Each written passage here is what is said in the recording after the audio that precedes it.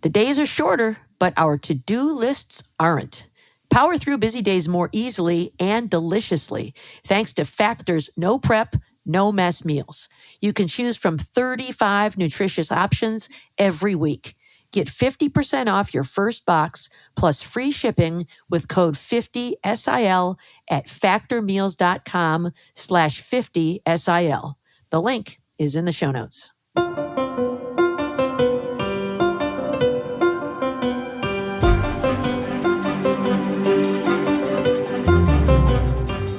Welcome back to Hashtag Sisters-in-Law with Joyce Vance, Barb McQuaid, and me, Kimberly Atkins Stohr. Jill is away this week, but we miss her, and she will be back soon. You guys know the gift-giving season is here, and I can't think of a better gift than one of the many things you can find at the Sisters-in-Law merch store. We are restocked on everything just in time for the holidays. I'm probably not jonesing for a t-shirt at this moment when the temperatures are starting with the numbers 2 or 3, but those hoodies are warm and comfy. I can attest. So go check it out right now at politicon.com/merch. And we do have a show to do today. We'll be talking about Biden's pardon and all the reaction to it. We will be talking about the DOJ's investigation, finding big problems with the Memphis Police Department, and we will talk about arguments at the Supreme Court in a challenge to Tennessee's ban on gender-affirming care for trans youths. But before we get to all that serious stuff, like the wildest thing is happening right now in my household, which is these little chew antlers, which Snickers really loves. I bought her one a couple months ago, and she loved it, and she chewed it, and she didn't even make a dent in it. So, there's no way she ate it whole, but it just disappeared. We couldn't find it. We thought, maybe it fell behind the couch or something. We looked all around, couldn't find it. And I thought, fine, I'll just get her another one because it does keep her occupied, and she does get anxiety, and chewing is good for her. And then the second one disappeared in days. I'm like, okay, she's totally hiding them somewhere. Like, we have torn the house. The house has been cleaned from top to bottom. You've torn this house apart looking for these antlers. And it costs like $30 a piece, too. Oh, wow. That's not the point. But I'm like, I'm going to find these antlers. Even if I'm going to find them, and I'm going to donate them to a shelter. But because she's not getting them back. But I just thought it was like this Snickers is probably sitting thinking like these dumb humans will never find anything. So I just thought, is there something like if one of your kids or pets or something like hid something weird in your house, or if there have been some other household mysteries that are particularly funny to you? Barb, I'll start with you. Oh, yeah. Well, not like that. And I know Snickers knows what's going on. She totally does. She's Snickers is like looking. Chuckling, when you're like looking all like sucker. We had something kind of similar when our kids were young. All 4 of them did this when they were young, but one in particular, when kids first learn how to walk, they usually walk before they can talk. And so at, eye level for a toddler, picking something up and then moving it somewhere else and then being unable to tell you about it is kind of commonplace. And so our number 2 child, walked really early. Like, most babies walk about I think 12, 13 months. He was walking at 8 months. I used to say he's the shortest person on the planet who is walking. But he would pick up my keys, which I typically leave on top of my purse, like in our back hall by our mudroom, or the remote control that we would typically have on a little coffee table in the living room, and, walk around the house with it. And we'd find it in places like the garbage can, or a drawer, all kinds of crazy places. So we really had, not only do we have to keep an eye on him, baby gates by the stairs and all the typical things, but all the little household things they would pick up and throw away. And then one last thing, the funniest thing with the remote control also, he would hold it up to his ear and mouth like it was a phone, because he had seen us with these devices and did not understand the difference between the remote control and the telephone. I got something to say. I may not be able to talk yet, but exactly. I got to tell people. I'll babble. That's really fun. Or maybe he thought y'all were watching too much TV. Maybe, there you go. Maybe so. Pay attention to me. Oh, my goodness. What about you, Joyce? I love that, Barb. It reminds me that when our oldest was about that same age, he would hide stuff in his diaper, which sometimes had mixed results. I mean, it was like the joys of parenthood abounded. But I just did a spit take with my coffee. Did you I see mean, that? I saw your reaction. Robert, bless his heart, he was such a sweet baby.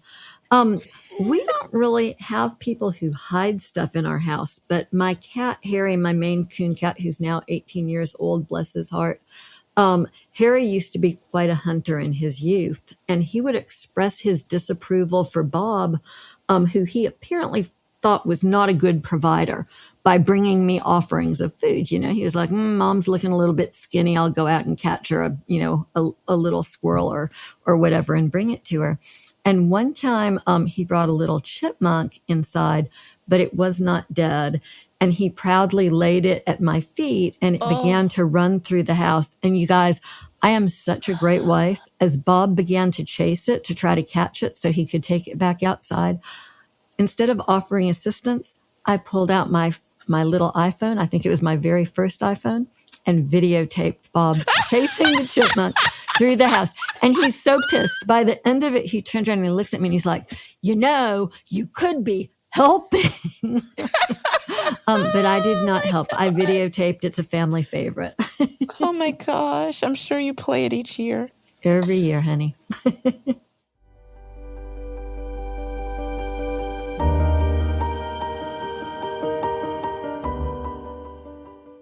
So there's a lot of turmoil in the world these days. You know, we try to empower you, our listeners, with knowledge, but sometimes the stress gets to all of us, especially when things are out of our control. That's why we are such big believers in the power of meditation with Calm. Calm can help you restore your sense of balance and peace when you're surrounded by chaos. And since I've started using it, it's been a while now. Finding my center has been much easier. I was never great at meditating before Calm. Challenges and stresses feel more manageable instead of feeling like massive obstacles. Calm is the #1 app for sleep and meditation. It empowers you to calm your mind and change your life. Calm knows everyone faces unique challenges in their daily lives, and mental health isn't about a one-size-fits-all solution. And that's why Calm offers a wide range of content to help you navigate life's ups and downs, with programs like meditations that are designed to help you work through anxiety and stress, boost your focus, build healthier habits, and take better care of your physical well-being. One of my favorite things are walking meditations when I'm out walking Snickers or taking a hike. They really are focused on allowing you to still be aware of your surroundings, but still encompass that in the meditation. I find that really relaxing. Yeah, I like these alternatives too to breathing exercises, which always convince me that I'm going to stop breathing. But with Calm, there's lots of great stuff like sleep stories, sleep meditations, and calming music that will help you drift off to restful sleep quickly and naturally. It's so relaxing. It's the perfect end to a stressful day. But when you're feeling overwhelmed, we recommend you try their grounding exercises too. These short guided sessions use sensation, movement, and breath work to help you relax and reset. Calm even has powerful expert-led talks designed to help you handle grief, improve self-esteem, care for relationships, and more. Calm puts the tools you need right in your pocket and can help you dedicate a few minutes each day to live a happier, healthier life. Stress less, sleep more, and live better with Calm. For listeners of our show, Calm is offering an exclusive offer of 40% off a Calm premium subscription. Just go to calm.com/sisters. Go to calm.com/sisters for 40% off unlimited access to Calm's entire library. Again, that's calm.com/sisters. And you can also find the link in our show notes.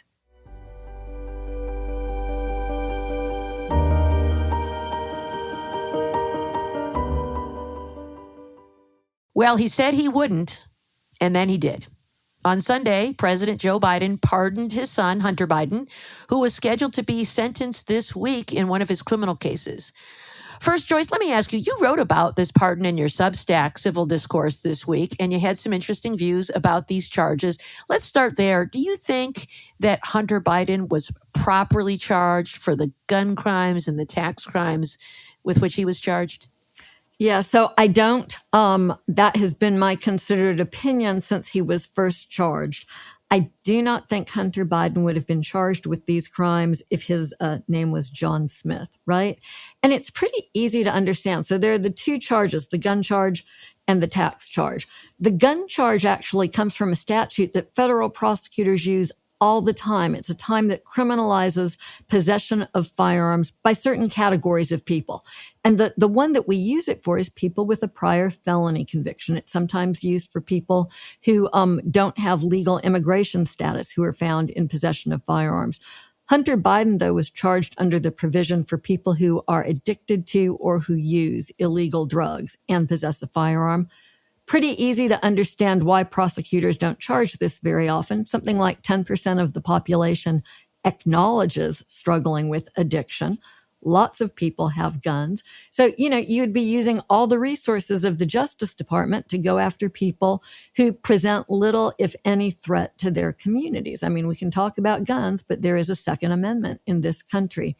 And so those sorts of charges are used, almost never. And when they are, it's for someone who is really posing a danger to the community. Hunter Biden had this gun for a matter of days before it was disposed of. Charge would not have been brought if his last name wasn't Biden.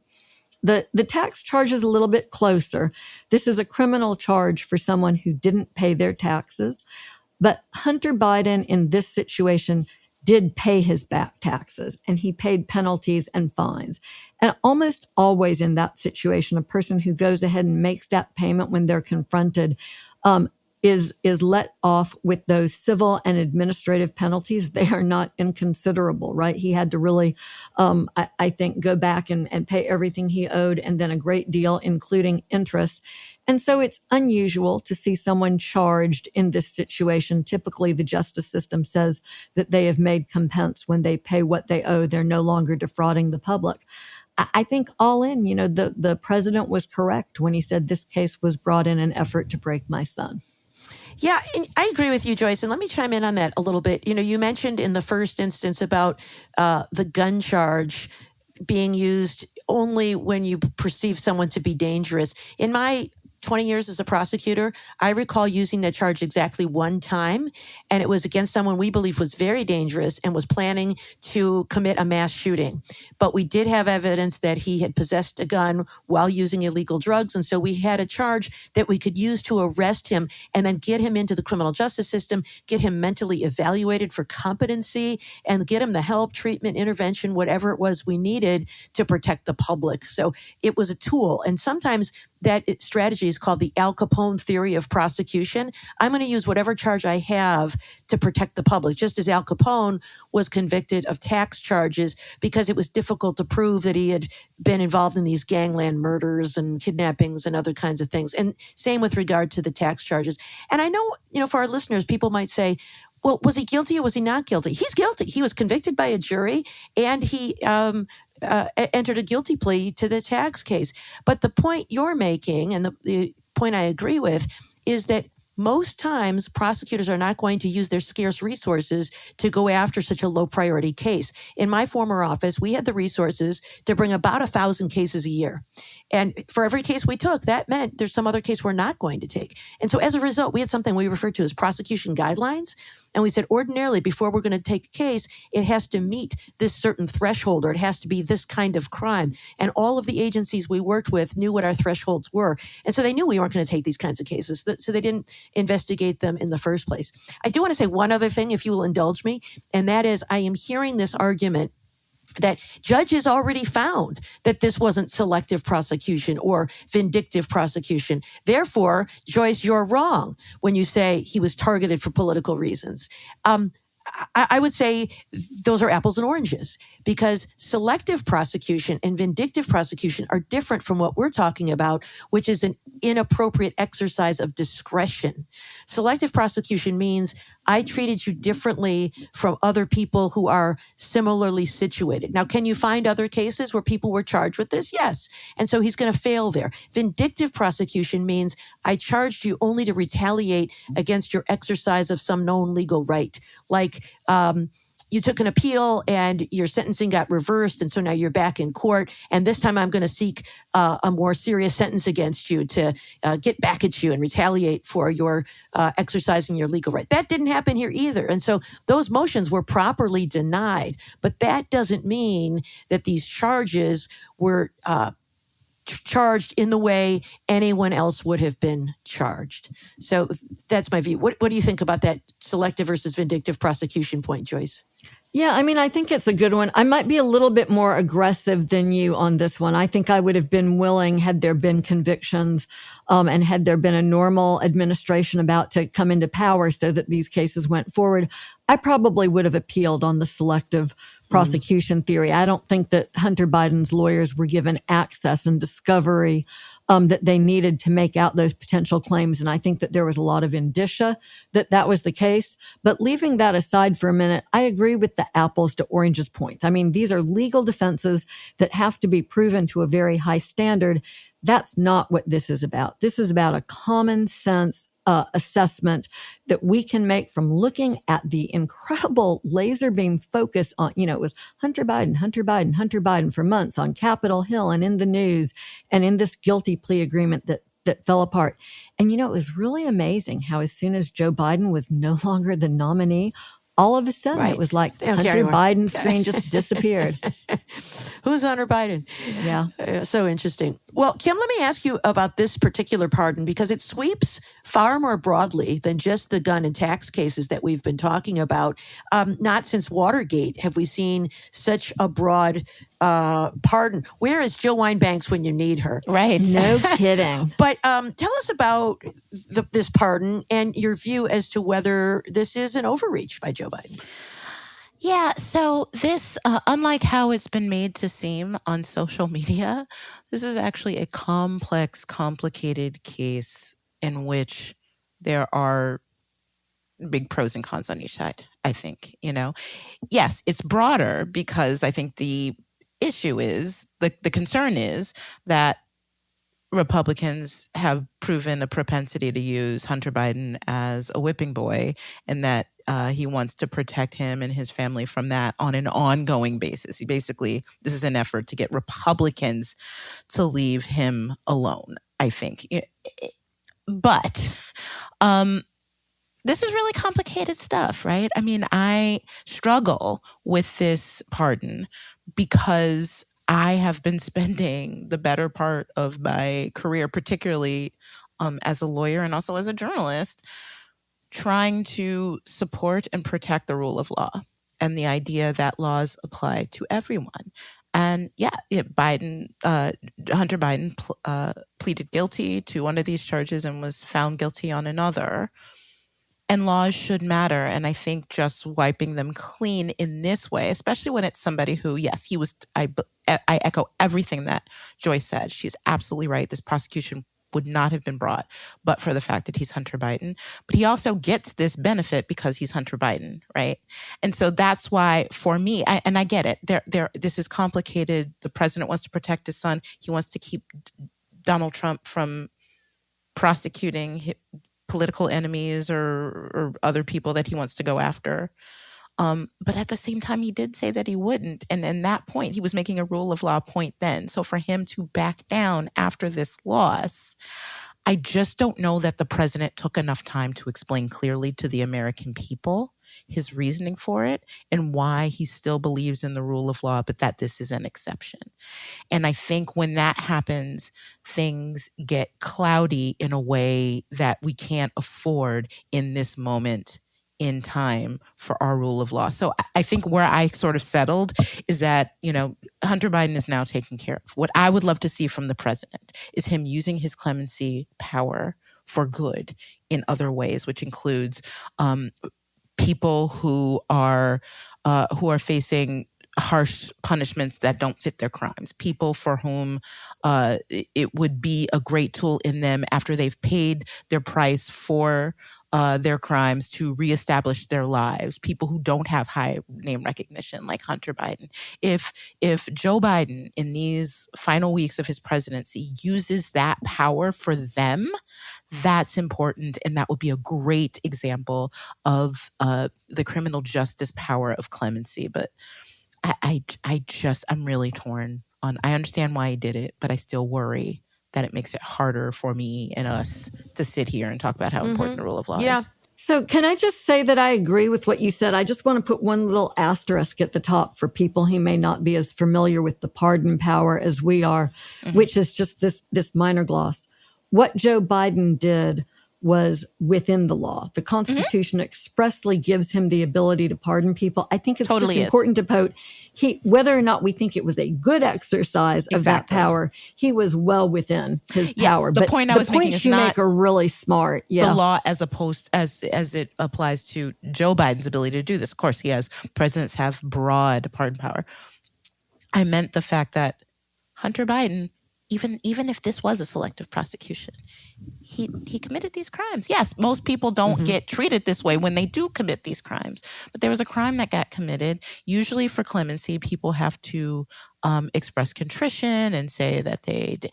Biden didn't really do this throughout the prosecution.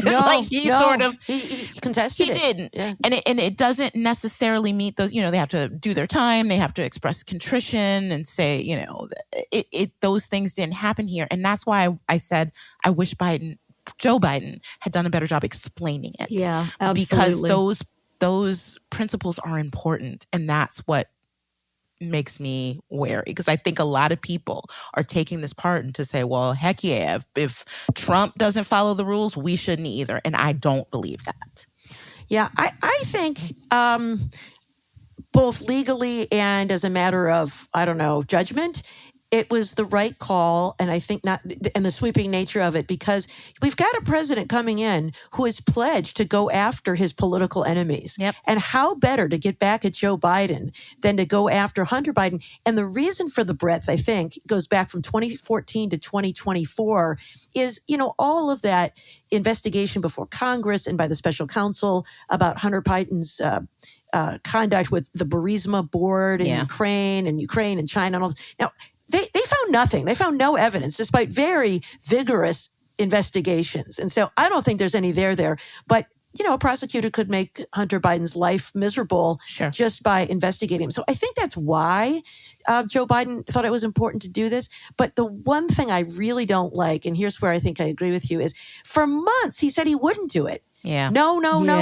And then he does it. And I think that's a bad look politically. I mean, what do you guys think about that? I know you can't undo what you've said in the past, but if there was ever any possibility you were going to do this, maybe circumstances have changed and that's why he thought it was necessary. Maybe he changed his mind. But I think the flip-flop is what feels really bad to me. I totally agree, which is why I wish he explained it more. Yeah, I think explanation would have gone so much farther, something beyond that simple statement that he made, just to explain that reasoning. Because, I agree with you totally. I agree too. Ellie Honig, our friend, legal commentator over at CNN, I thought pegged this right. He said Joe Biden could have said from the get-go, look, I'm looking at the issue. I'm examining it. I'm following it closely. I'm a big believer in the criminal justice system. And then we wouldn't be here. I mean, let me just defend President Biden, something I don't always do, so I'll do it here. I think things changed. And the things that changed were Donald Trump's suggestion that he would nominate illegitimate candidates to lead the Justice Department and the FBI, people who have publicly said that they believe in the revenge prosecutions that Trump campaigned on. That, I think, is sort of a game changer. Maybe it went something like this. We know this decision was made when the family got together over the weekend for Thanksgiving in Nantucket. Maybe Hunter Biden, walked in, stumbled and bumped into Joe Biden and said to him, "Pardon me." And the president misunderstood what he meant. Okay. All right. Bad. Very bad. So Kim raised the interesting point. Maybe the way Biden should be thinking about using his clemency power is to use it for mercy for other defendants, maybe without famous names, but who may be deserving of some mercy in the criminal justice system. Joyce, you may remember that when we were in government, President Obama had a clemency program focusing on nonviolent defendants in drug cases who were serving lengthy mandatory minimum sentences and who would have been sentenced to something shorter under current law. Other advocates have argued that President Biden ought to go further and commute the death sentences of other defendants who are on federal death row. What do you think about that? Yeah, I'm a big proponent of that. You know, I started working in this area actually before we were appointed as U.S. attorneys when the laws regarding sentencing crack cocaine changed, and I was the appellate chief in my office during the Bush administration. And for months, I mean, probably for 8 or 9 months, I had made a decision that we would consider each of those cases as they came up for requests for clemency or pardon, for commutation or pardon in the appellate division. And we sat down around a table and considered each of those candidates, often speaking with the judge, with people who were impacted before writing recommendations. And I'll tell you, the lesson that I learned from that process was that people who were given a second chance did really well. You know, one of the arguments that was used against giving these people commuted sentences and quote unquote early release that was in line with the new sentencing rules was, oh, they'll just go out and they'll rob a convenience store and, you know, hurt people to buy drugs. Well, guess what? They didn't. The statistics suggested that they were really very appreciative of the second chance that they'd been given and moved forward. So during the Obama administration, as you say, we worked hard on pardons. It was a day one objective for the president. There's an office of the pardon attorney that sits in the Justice Department. Petitions for a pardon are made to that office and they review them. And so I've taken up for President Biden earlier. Now I will criticize. I think that his administration did not get engaged in this work early. There's a huge backlog. For instance, there are 3,000 people in federal prison who are there because they committed nonviolent possessory marijuana offenses. Those people, every one of them needs a good look for a pardon. You know, some of them may have other criminal history. They may have violent criminal history. They may have behaved in prison in ways that's disqualifying, but those people deserve serious consideration, and others. And I don't think this administration has done the work they could have done. You know, there are still 30 plus days on the clock, and you can do a lot of work in that period of time. So I would tell the folks in the pardon attorney's office, you know, cancel your Christmas vacation and let's get on with doing justice. Yeah, unless anybody thinks like this is just opening up the prison doors and letting out dangerous people. In the Obama administration, to qualify, people had to have served already 10 years in prison to qualify for the program. But they might have been sentenced to mandatory 40 years or mandatory life for, a drug delivery case. And so, you know, those are some pretty harsh sentences that I don't know correlated to their objectives in protecting the public or deterring crime. I mean, we should say that this is not about saying that people were wrongly convicted. Right? These are people who were fairly convicted. It's them saying that they accepted responsibility for it. You know, so you actually don't have to, although often people would in their petitions. I won't bring up old sad history. There was a public corruption case in my district where the defendant got a pardon without what I thought was appropriate acceptance of responsibility. But we can quibble. The president has that power. It's about doing justice. It's not required, and mercy. But this is normally the process through which clemency applications are processed, and these are the factors that are considered by the president and the folks who work on clemency and justice on the way there. So I should say that, yes, it's not a requirement, but it is something that is usually considered. And you know, so Kim, it's fascinating. Every administration writes its own criteria. I mean, you would think that they would be static across administrations. Primarily they are, but we don't know what it'll look like with the Trump administration coming in. And something that fascinates me is criminal justice reform is really one of the few areas where there's still bipartisan consensus. Maybe we'll see Donald Trump aggressively use the pardon power. I'm not going to be a fan when he pardons all of the January 6th rioters. But, you know, if he were to use it for some of these nonviolent offenses where people have been significantly oversentenced, maybe that would be the small silver lining to what's about to descend on us. All right. Well, I have one last question I want to ask you about President Biden's use of the pardon power. Recently, there was a column in the New York Times by Michelle Goldberg, and the headline was, Trump's FBI pick has an enemies list. Biden should pardon everyone on it. And so there are other commentators who are saying that President Biden should grant sweeping blanket pardons for some of Trump's critics, like Liz Cheney and Jack Smith, in light of Trump's vow to go after his political rivals. And what Michelle Goldberg was referring to is Kash Patel, who's been nominated to be the FBI director, wrote a book called Government Gangsters that has a list of what he calls members of the deep state. And it has people like Jim Comey and Alexander Vindman. What are your thoughts about that, each of you? Do you think that Joe Biden should do that to protect them? Or does that in some way suggest that they've done something wrong? What do you think? I mean, this is fraught, right? It's really fraught. It's just so hard because it's like these are things that go against your gut, right? They go against your gut, but you understand where they're coming from. Yes. And it just makes me wonder, how the heck did we get here? I mean, we know how we got here, but is there more hard questions? I don't have a I don't think that, I think this, like Hunter Biden's pardon, is an issue where you can put a lot of things in the pro and con lines. Mm-hmm. And this is heavy stuff, and I'm glad it's not my job to decide this. You know, I'm in the middle of writing a column about this. I'm sort of working out my views in the process of writing. But I'll tell you one place where I land very firmly is this. We are having this conversation because Donald Trump has made it clear that he intends to pervert the criminal justice system and use it as a tool against his political enemies. And I think we should not get drawn so far into talking about the pardon that we forget that. Yes. You know, the pardon questions are difficult because there's some suggestion that accepting a pardon constitutes an admission of guilt. There are some people who will be unwilling to take pardons. Other people will be deeply and legitimately concerned about their safety and about their families and will seek pardons. I think it's very individualized, but we should always remember that we are here because of Donald Trump, not because these people did anything wrong. Amen. Yeah, I think the fear, of course, is that this just kind of creates this precedent that on your way out of office, you just get this blanket pardon to everybody. But didn't Trump already kind of do that in the last administration when he pardoned Paul Manafort and Mike Flynn and Steve Bannon and all of those people? So Donald Trump has been a real disruptor in terms of justice norms.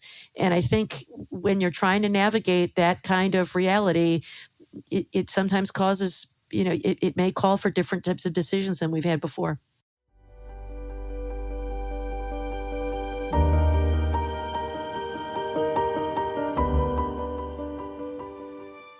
Well, we've all been victims of ID theft at one time or another, I venture to say. I know sometimes when I had jury trials with ID fraud, ID theft, one of the questions the judge would ask the jurors is how many people have been victimized by this. And it was almost every hand that would go up every time because it really does hit all of us. We're glad that this podcast is brought to you by Aura because it's crazy out there. Hackers may have executed one of the largest data breaches in history, potentially compromising every single social security number. Another 2.9 billion plus records were stolen in an attack on National Public Data, a company that provides personal information to employers, private investigators, staffing agencies, and others conducting background checks. The stolen data includes full names, addresses, dates of birth, social security numbers, phone numbers, and even alternate names and birth dates. Even more alarmingly, reports suggest that the hacker group responsible put this information online for free. Well, that is sort of distressing, especially as we enter the holidays with all of the holiday shopping. Look, if safeguarding personal information wasn't a priority before, these incidents serve as a critical wake-up call. And the risks to personal security have just never been more severe. That's why we're thrilled to be able to partner with Aura. Aura offers comprehensive protection by monitoring the dark web for users' phone numbers, emails, and social security numbers, and then it delivers real-time alerts if suspicious activity is detected. Additionally, in the event of a worst-case scenario, Aura provides up to $5 million in identity theft insurance to give you and your family a robust safety net. Aura goes the extra mile by scanning the dark web for your sensitive information and alerting you instantly if anything is found. So when ID theft strikes, don't panic. Aura's U.S.-based 24/7 fraud resolution team works around the clock to fix it fast and get you back on track. Aura truly is the complete online safety toolkit, thanks to credit and transaction monitoring, virus protection, a VPN, a password manager, parental controls, and much more. And for a limited time, Aura is offering our listeners a 14-day trial, plus a check on your data to see if your personal information has been leaked online. All for free when you visit aura.com/sisters. That's aura.com/sisters to sign up for a 14-day free trial and start protecting you and your loved ones. Again, that's aura.com/sisters. Certain terms apply, so be sure to check the site for details and check our show notes for the link.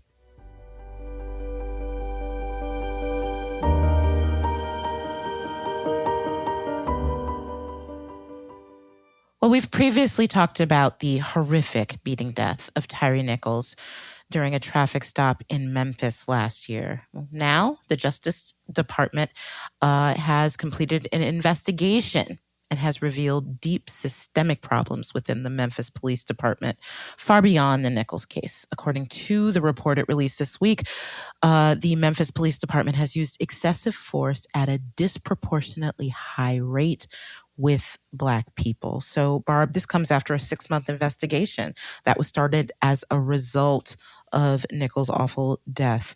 Remind us what happened there, including this Scorpion unit that was in place there and what the DOJ had to say about it.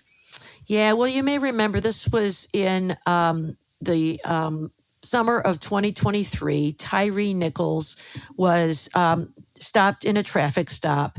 And there was video of all of this. There was dash cam video, and he was driving incredibly recklessly. So the stop is not problematic. But what happened, according to the report, is when they first stopped him, they escalated the situation by using a taser on him when it seemed unnecessary. They saw that as excessive force. And then he ran from them.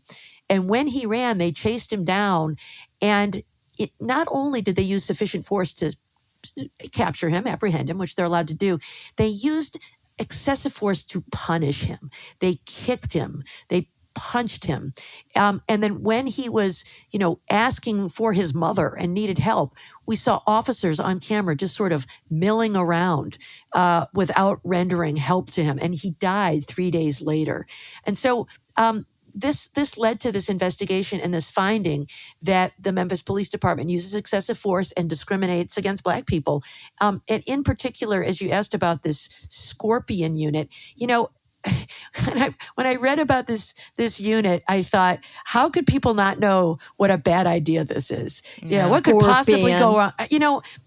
So often you would see these, maybe you both have seen these things, these law enforcement task forces with some very aggressive sounding name. We're going to call ourselves Dragon, and it's some acronym for something. It really creates this image of like machismo. And in this Scorpion unit, some of the things they said is this unit was use what they called a saturation strategy, where they're just sort of driving all around the city. Their goal was to target drugs and guns and violent offenders. But their biggest goal and the measurement of success was their arrest numbers.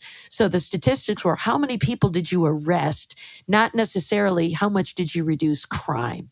And so they had an incentive to arrest as many people as they could. And they used force against unarmed people, excessive force, rather than trying to de-escalate violence. They would often escalate violence. And so this unit was disbanded after Tyre Nichols' death. It reminds me of, Kim, your Detroit history. Remember, like during the 1967 rebellion riots that we had in Detroit, there was a unit called Stress. And Yes. stress, same thing. It's like some acronym. We're going to stress the criminals. And it was this idea of like a show of force, occupying army. I think the idea is some sort of deterrence, but instead it becomes this like us versus them mentality. Instead of being part of the community to protect public safety, it's all about, we're going to beat up the bad guys. And it's just such a bad incentive. So that's what prompted this investigation. And that was the finding with regard to Tyre Nichols. Yeah, just call yourself criminal cops next time instead of scorpions, or right? How about police service, the police protect and Honestly. serve. Oh my gosh. So Joyce, we've talked about a lot of federal investigations into police department practices and consent decrees, but help us better understand the role of the DOJ's Civil Rights Division here currently under the leadership of Assistant Attorney General Kristen Clarke. What are you worried about in terms of what may happen when a new administration comes in? How long do you have? So look, I'm pretty worried about this. I'm a fan of the consent decree process, and I'll tell you why. But I'm old enough to remember that under Jeff Sessions, the Justice Department severely restricted enforcement of consent decrees.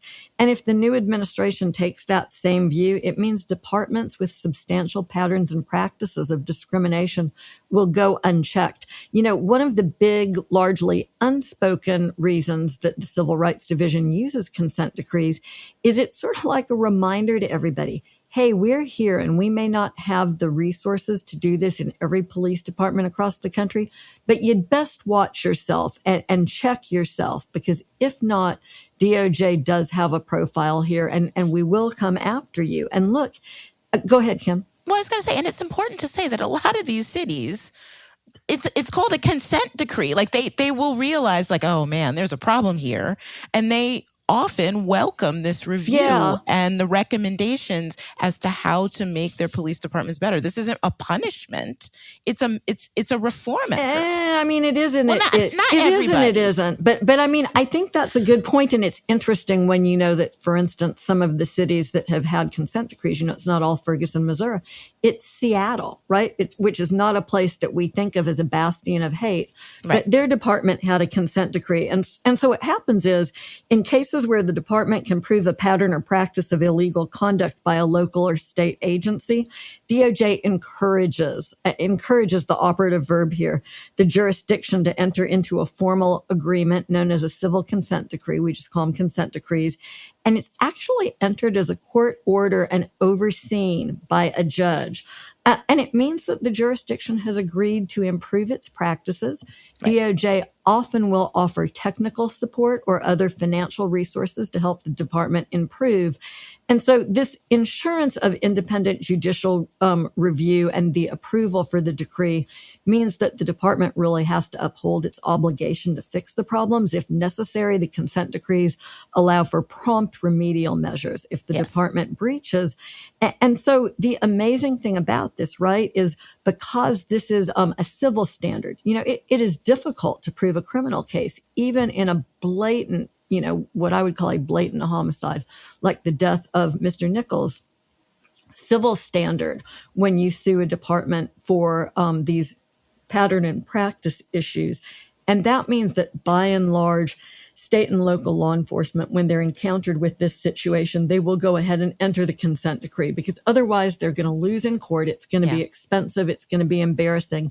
Oh, look, DOJ is extending the hand. They get to look like the good guy and play a role in fixing their own programs. So I think, unfortunately, depending on the pleasure of the next attorney general, this could all be gone. And by the way, it's not just police excessive force cases. The Civil Rights Division under Kristen Clarke has launched a really impressive portfolio of prison cases, pattern and practice of discrimination in prison. Those cases, too, are jeopardized by this. And I want to say, like when I said people, it's usually not the police departments and certainly not the police unions. And when I say that we often see people after a consent decree in a city welcoming the effort, it's usually mayors, city councilors, people who have heard from those in their constituencies, elected officials who know that it is maybe not the best look to fight the DOJ when it comes to trying to fix discrimination in their police forces. So I just want to be clear that what I was talking about. I mean, like, you haven't lived until you've seen a police chief try to pretend he's happy about the consent decree, right? Oh, 100%. No, it's not that. But there have been in situations. I would also do one minor correction to you as somebody who is from Missouri by marriage now. Ferguson is in Missouri, You're right. not Missouri. Those My are two mama different was places. born in Missouri, and she said Missouri, but I have recently been told authoritatively that is very old school, my mom's generation. No, and it's still now true. It's Missouri, not Missouri. No. It's still, Missouri still exists. It's just in the western part of the state. Ferguson is great. just outside St. Louis. That is Missouri. Kansas City and other places like Sedalia, where my father-in-law is from. That's Missouri. This is an awesome geography lesson. Yes, I love it is. this. Anyway, back to No this extra case. charge to our viewers for that Well, I just lesson. want one other quick point I want to make about the Memphis case is that I know some people will see this and say, well, the Memphis Police Department is, I think, 50%, more than 50% Black. The officers and the police chief there is Black. How is this racial discrimination? Y'all, it's in the system. If there is a system, which many, if not most, police departments are based upon, that has institutional racism in it, even if the individual officers are the ones through which it is carried out, it's still racism. If police departments treat Black people, Black men, different proportionally than they do everyone else, it doesn't matter. It's because there is this longstanding idea that Black people, particularly Black men, create a bigger threat, are more dangerous than other people. And remember, the use of force standard is subjective. It is based on an individual police officer. So if police officers treat Black people as more dangerous and are more likely to pull out a taser, a firearm, a baton, whatever, for them, it's still systemic, even if the entire police force is Black. Like, that doesn't make the difference here. And that's worth pointing out in this case. So I want to ask you guys one last question. One interesting thing I found in this report is that it said that prosecutors and judges told the DOJ, the police officers don't seem to understand the constitutional limits on their authority. Holy mothballs. Like, that is crazy. That was really shocking to me. What do you think the solution to that is? How can a police officer with the ability to use deadly force not know where the Constitution limits that officer's authority? So I'll start this one. When I was U.S. Attorney in the Eastern District of Michigan, we had a consent decree with the Detroit Police Department, and excessive force was one of the issues they had there. And when they really turn the corner, certainly training is a big part of this. The reason this is illegal is because it violates the Fourth Amendment right against illegal searches and seizures. When you are taking someone's liberty, when you are beating them, you are seizing them, you are seizing their body.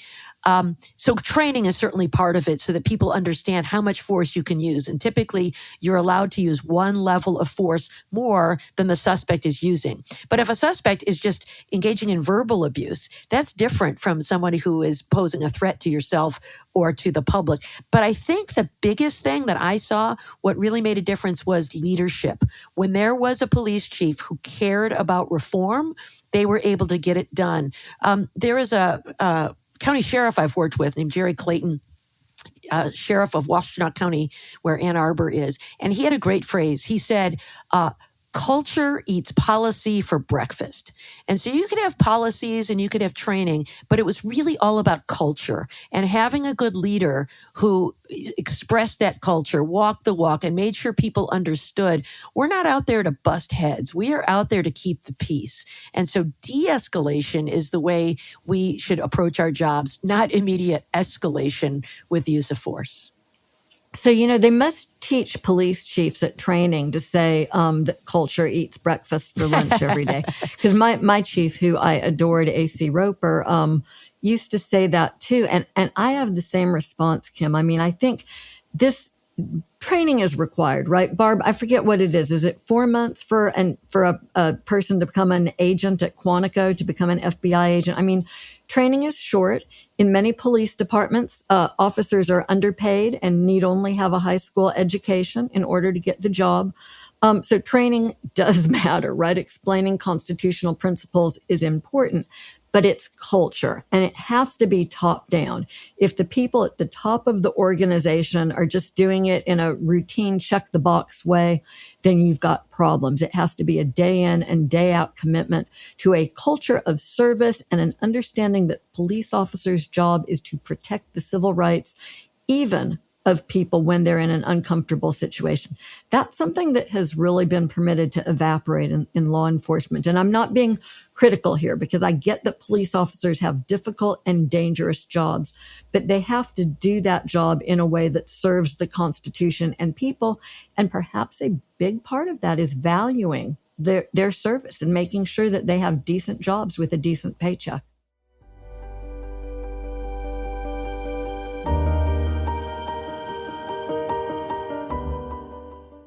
There are lots of reasons to be excited for the holidays, but one you need to hear about is the sale at HoneyLove. We are huge fans, and now is the perfect time to add to your wardrobe. I love lounging by the fireplace in their insanely comfortable leggings. I really like them. Honestly, I've been wearing them like under my dress this week because in DC it has been frigidly cold and leggings are your friend. And they have a lot of other great seasonal options too. Comfort and confidence are a real treat, and the gift-giving season is the perfect excuse to enjoy both with HoneyLove. Don't start a new year stuck in uncomfortable shapewear. HoneyLove has revolutionized the shapewear game to give you incredible support and comfort. So say goodbye to uncomfortable underwire and bulky fabrics that trap heat. You'll love how HoneyLove's supportive bonding eliminates the need for wire without sacrificing lift. I mean, I have to say, we don't talk about this stuff in public too often, but I've been super pleased with the garments that I have. No, we don't. Well, you never do. I mean, I'm a little bit more open to it, but I don't love it. But I will say being comfortable when you're dressed up is sort of liberating. You know, everything is made with fabric that's soft, so you'll want to leave your HoneyLove on all day. And Kim's right. Now that it's getting colder, it is really cold. It's like 20 degrees in Alabama right now. HoneyLove is perfect pairing for cozy winter sweaters. And thanks to targeted compression technology, you no longer have to feel like a stuffed sausage while you're wearing effective shapewear. You'll immediately feel and see the difference. This shapewear is the perfect base layer for holiday party outfits, and they have so much more to offer. Well, I don't know about shapewear and stuffed sausage, but let's just say hypothetically, Joyce, I were someone willing to talk about undergarments. Wow, you're really opening up, Barb. Hypothetically, I might say that one of the great attributes of HoneyLove is that for someone, maybe I know, with very narrow shoulders, HoneyLove has the perfect kind of cross-style racerback bras that really work for someone with narrow shoulders. So get yourself the gift of comfort at a discounted rate. HoneyLove is having a huge site-wide sale, and for a limited time only, our listeners get an additional 20% off with our exclusive link. Visit honeylove.com/sisters and let them know we sent you when the survey asks. Indulge a little and give yourself the gift of comfort. Treat yourself to the best shapewear on the market. Shop HoneyLove's holiday sale and save an additional 20% off site-wide at honeylove.com/sisters. Use our exclusive link to get 20% off at honeylove.com/sisters to find your perfect fit. After you purchase, they'll ask you where you heard about them. Please support our show and tell them we sent you. It's time to ditch the wire for good thanks to HoneyLove. The link is in our show notes.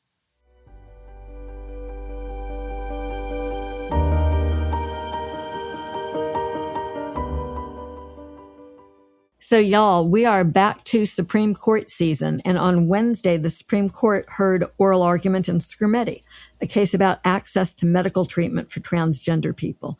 The issue involves a Tennessee law that limited treatment options for transgender youth, even when they had parental consent. So, Kim, let's make sure we understand the precise contours of this case, because I think in many ways it's been presented as something that it is not. The lawsuit doesn't challenge the entire law, correct? That is correct. So the ban in Tennessee bans both medical care for minors only for gender affirming care. So things like hormone treatments, um, things like puberty blockers, medical care that would help youth, adolescents primarily, who are trans. And it also bans surgery. So gender reassignment surgery for minors is also banned. This challenge is only to the medical treatments. And there is a difference, that a very important legal difference, legal reason why the challengers took this path. What was the precise issue that the Supreme Court took up, and who were the parties in the case? Yeah, so the parties are, the challenge was originally brought by people in Tennessee, trans individuals, their parents, their families, who sued to challenge this law, alleging that it is a violation of the Constitution's Equal Protection Clause because it discriminates on the basis of sex. Essentially, their argument is, in this case, this law, as it applies, and this explains why they're only challenging the medical and not the surgical. It takes people and discriminates against them on the basis of sex, which means a young person, for example, who is being treated for cancer and wants to use puberty blockers so that they can preserve their fertility after the cancer treatment would still be allowed to do so if they were not transgender. But if they're transgender, they cannot. And the challengers are saying, look, similar to how the Supreme Court ruled in a statutory case, which held that transgender people cannot be discriminated against federal laws, under federal laws that prohibit against people for discrimination on the basis of sex, discrimination on basis of someone's sexual orientation falls under that. So these challengers were saying, well, let's keep that same energy when it comes to a constitutional claim like the one that they are saying, so that they would not treat someone differently because they are not trans than when they are trans. Now, obviously, when it comes to the surgery, that argument doesn't hold, right? Because only trans people would be getting this. There's nothing to compare them to. But when it comes to medical treatments, it's clear that other people can have access to hormones, puberty blockers, all the things that are being used here. But they're only denying it to trans people, and that violates the Constitution. It seems like a sound argument to me, but I mean, it really does. And I think your explanation of it is really perfect because it helps us see how nuanced the lawsuit was, right? Mm-hmm. They sort of, whether they agree or not, they sort of spot the argument about surgery and they say, but look, if a cisgender kid could get puberty blockers, then we can't deny those to trans kids and uphold equal protection principles. It seems straight up. And, you know, so this is the Tennessee law. Barb, it's not limited to just Tennessee, right? I mean, the Supreme Court's decision, when it comes down, it's going to impact a number of other states, too.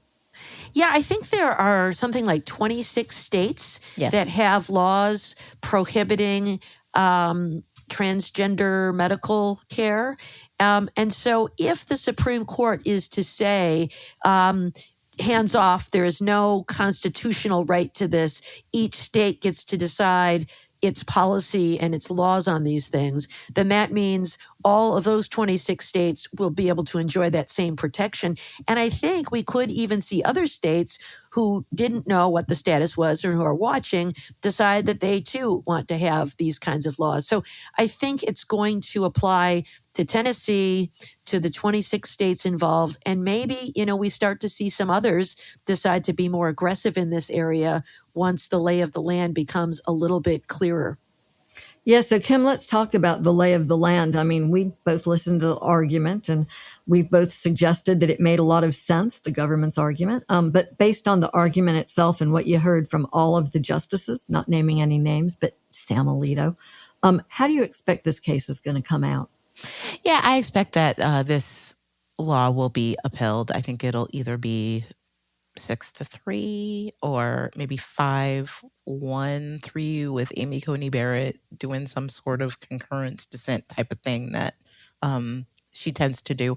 But I think the law will be upheld. It's really interesting because that statutory case, and just a little bit of law school for listeners, when you have a challenge to a statute, which means a law that was passed by Congress or a state legislature, that gets a different analysis than a challenge based on a constitutional right.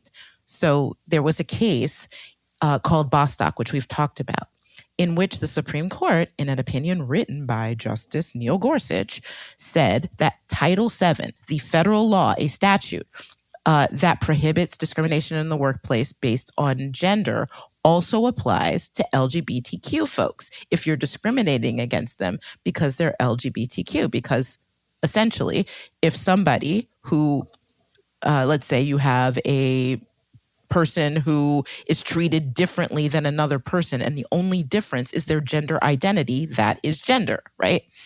And I think that was the right decision. So this is basically testing that in the same way under an equal protection challenge, but the same idea in a constitutional challenge here. Neil Gorsuch did not say a single word during the entire argument, including when Sam Alito, during arguments, basically swatted away that precedent like it was just a little annoyance, like it was some sort of fly.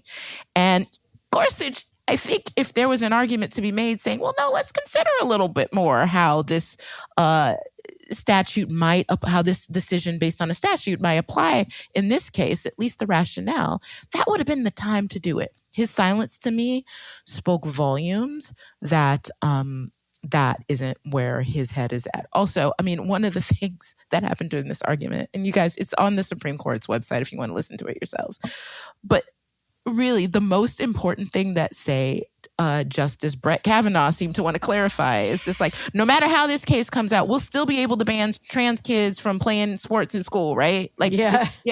That was the most painful part of the whole argument, right? Was when he asked that, and I'm like, that is not the issue in this case. No, but you know what he's all about? He always wants to remind you, I coach my daughters in basketball. I love women. I'm not a sexist. I don't abuse women. But I don't want trans. I will be happy to throw trans kids under the bus when it comes to playing sports in schools. So I don't expect him to be the most sympathetic to the arguments being made in this case. So yeah, I don't think the outcome will be what I would like. I mean, this should be a clear equal protection decision because of the strategic choice that the plaintiffs made to take surgery off the table here. It's just, I can't wait to watch them contort themselves to screw these kids over. I mean, I hope that they won't, but boy, it's going to be bizarre to watch this one evolve. And I can't wait for Justice Jackson's dissent because she very poignantly pointed out that there is not a lot of difference between this and the miscegenation laws that were in place before Loving v. Virginia. That's laws that outlawed marriage between people of different races, because this law is not about, as Tennessee claims, protecting children and making sure that, they are not harmed from the unknown consequences of these treatments. No, it's to protect the people who are not trans kids. So that they feel better about themselves. The same way that these miscegenation laws were meant not to protect people like me who, gosh, I could face such terrible things in the world by being married to somebody who was outside of my race. It was to the other people who didn't want to see people like me and my husband. It was meant to protect them. And this is the exact same thing. And I cannot wait for her. She's gone spitfire. So I have to ask you a question on that basis. If you could only have one shero in the room, would it be Justice Jackson or would it be Solicitor General Elizabeth Prelogar? You only get one. Oh, you got to throw Sonia Sotomayor, who is also dropping fire in there. That's hard. Well, I'll start and take Justice Jackson because I heard her say in a slightly understated way, I'm a little concerned and nervous here when I hear you other justices saying, gee, maybe we shouldn't wade into matters involving medical care that's beyond our ability to comprehend. Are you kidding me? You're willing to wade in on other things like abortion, no problem. Like, what was that? Mifepristone, no problem. But we are so lucky to have all of them as our sheroes. I got to say, we shouldn't choose between There are them. bad things in this era, but there are also some rays of light out there. Yeah. So Barb, when do you think we're going to get a decision? And what's the state of play for young transgender people who are impacted by this law until that decision is handed down. Yeah, unclear. They're sort of like the cable television installers of the justice system. We'll get you an opinion anytime between tomorrow and July 1st. So you need to just wait around at home because we'll be delivering it sometime in that range. So no telling. It's usually the real close ones, the 5-4s that come out late like that, late June, July. And as Kim said, I'm not sure we're going to see this one be that close. I think there will be some dissenters. I think we'll see at least 3 dissenters here. So I think, as I said, really it could be anywhere between, in a few weeks to many months down the road. But as you point out, the really tragic thing, I think, is the kids who are left in limbo during this time.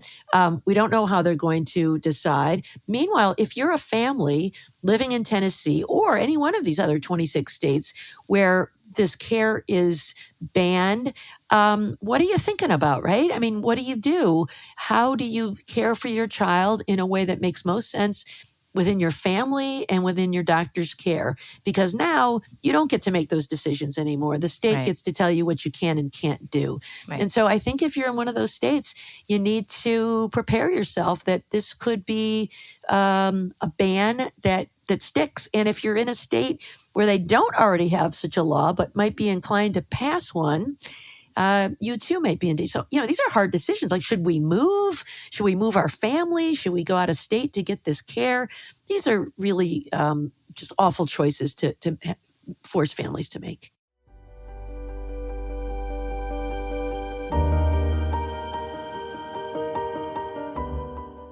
The holidays are all about surprises, and today's sponsor, OneSkin, is really taking that to heart.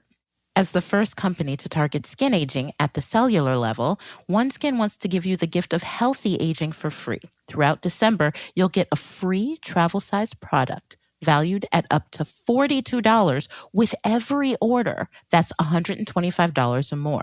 The best part is you'll get a different gift each week. The difference between OneSkin's product and others on the market is that OneSkin is formulated with their proprietary OS1 peptide. It's a peptide that its founders, 4 skin longevity scientists, developed after testing 900 other ingredients. Plus, it's scientifically proven to switch off the aging, dysfunctional cells that cause lines, wrinkles, and thinning skin. And I just have to say, one of the things I love about it most is just how good it feels. I mean, I'm not a scientist, but I do know that when I use the moisturizer and especially the sunscreen, it not only feels really good, and I know it's protecting my skin, but it blends in so well. And as a brown person, our brown listeners know out there that when you put on sunscreen, it can sometimes make you look like faintly purple or metallic, and this doesn't. So I was sold on that alone. The sunscreen really is great. Now, I do not turn purple or metallic, but I sometimes turn I'm a Jewish girl with Mediterranean skin. Mm-hmm. I sometimes turn a little bit pasty white with sunscreen. Mm-hmm. And I really like this one. Whether you're on the hunt for the perfect gift or treating yourself, now is the time to try OneSkin. With every new purchase of $125 or more this month, you will receive a free travel-sized product, and it changes each week. So I think I'm going to order every week from now until the holidays. There's always a surprise gift waiting for you. For a limited time, save 15% with code SISTERS when you check out at oneskin.co. This holiday season, invest in your skin's long-term health because healthy aging is really a gift. I never get tired of the compliments I've gotten since I started using OneSkin. True story, walked into the dermatologist for a skin check earlier this week, and the tech said, "Your skin looks so good. What are you doing?" And she wondered if I had gotten a peel. And I was like, no, it's OneSkin. It's a confidence booster. And I think I know why I keep getting the compliments. Whether I'm out in the wind or warming up next to the heater, I use OneSkin's OS01 face topical supplement to fight back against dryness. And that means my skin is ready for anything the elements throw at me. I really especially love that OneSkin's regimen has worked so fast and the formulas feel so good when you apply them. They're refreshing, and I am certain that you will be a big fan too if you try it. Well, I am neither purple nor metallic, nor am I Mediterranean, but I do have pasty white skin because of my Irish ancestry. And what OneSkin works for me too.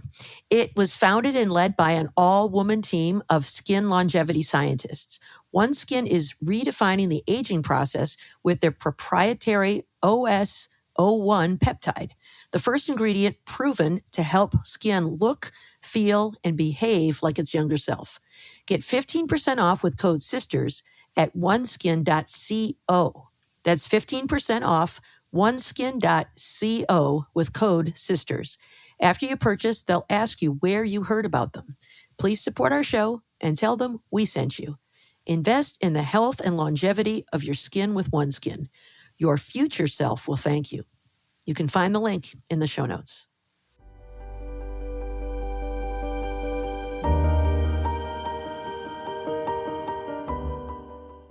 Okay, well, we now have reached the point in our show which we love the most, which is answering questions from our audience. If you have a question, don't forget to drop it to us at sistersinlaw@politicon.com or tag us in the various socials. I am no longer talking to my ex, but I'm on Blue Sky and Threads. I know you can find the rest of us in various socials too. And we will get through as many as we can. So up first this week, we have a question from Curious. I like the name. Curious asks, can Biden pardon the undocumented to protect them from deportation? Ooh, that's a good question. Barb, what do you think? Yeah, this is a great question. And I think the answer is no, because the pardon power is about pardoning somebody for a crime against the United States. So that would be a federal offense. When it comes to deportation, those are typically handled as administrative matters. You are here without documentation, which renders you deportable. Sometimes people are also charged with a crime for that. You know, my former office never charged a crime simply for being here unless you had already been deported and had entered the country after an order of deportation and you had committed a violent felony or a crime of what's called moral turpitude. But it is not possible to pardon people from deportation. There are some things the president can do with his executive authority to defer deportations, as we've seen before with DACA and some other things, but that's not the kind of relief for which the pardon power is designed. All right. And our next question is from Ben, who asks, does the president have any ability to overturn or pardon a civil action from the federal court? Specifically, is Giuliani dragging his feet in hopes of a Trump rescue? That's an interesting question, too. Joyce, what do you think? Yeah, I mean, it really is a great question because these are the things that as lawyers we take for granted and don't always take the time to stop and explain properly. So, Ben, thank you for the question. The Constitution gives the president the right to grant pardons in criminal cases. It does not apply to civil cases. So, presidents have this very broad pardon power that we talk about. It even includes cases that are brought in Superior Court in the District of Columbia or military courts. It doesn't expand to impeachment. It does not include state cases. It's only for federal criminal cases.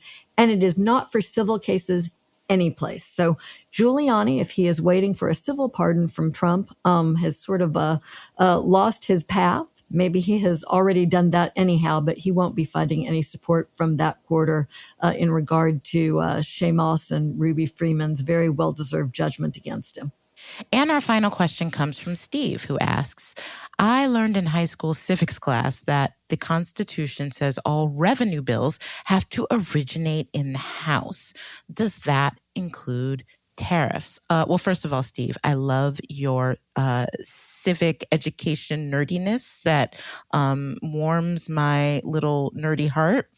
And the answer is it does include tariffs, but if the question is directed to ask whether Donald Trump has the power to levy the kind of tariffs he has promised to, the answer is yes. You are right that such revenue bills have to originate by Congress, specifically in the House, and then it's passed to the Senate instead of the other way around before it's signed by the president. But in this case, there are several laws that are already in place that have delegated a lot of authority when it comes to tariffs to the executive branch through the Treasury Department. We know this because many presidents have done it before. Donald Trump is not the first president to have levied high tariffs. He did that in his first term. Keep in mind that those tariffs were kept in, many of them, not all of them, were kept in place by Joe Biden when he came into office. Clinton levied tariffs, Bush, they all did under federal law that gives authority to the executive branch to do it. So if your question is really, can Trump put these tariffs on Mexico and China and Canada without a new action by Congress? The answer is yes. Thank you for listening to Hashtag Sisters-in-Law with Joyce Vance, Barb McQuaid, and me, Kimberly Atkins Stohr. Jill will be back soon. Follow Hashtag Sisters-in-Law on Apple Podcasts or wherever you listen. And don't forget to give us a 5-star review. You may not think it helps, but it really does. It jiggers the algorithm to make sure that others find our show too.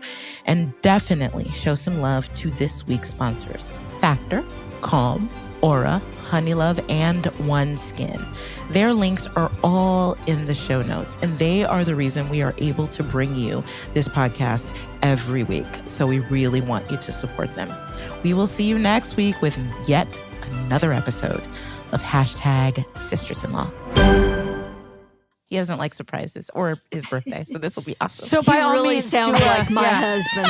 Really sounds like I don't my like husband. surprises either. Don't ever surprise me. I don't like surprises. Some year I like to plan, to process. Some year when we have time, I'll tell you about Bob's surprise 40th birthday party roast, which included an appearance by the police officer who arrested him for drinking in public when he was 18 years old. Oh, that's awful.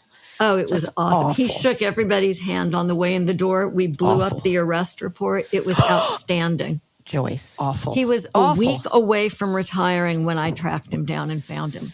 Remind me not to marry Joyce. Oh, it was so great. Not doing it. So great. Not doing it. My mother-in-law enjoyed it more than anybody else who was there.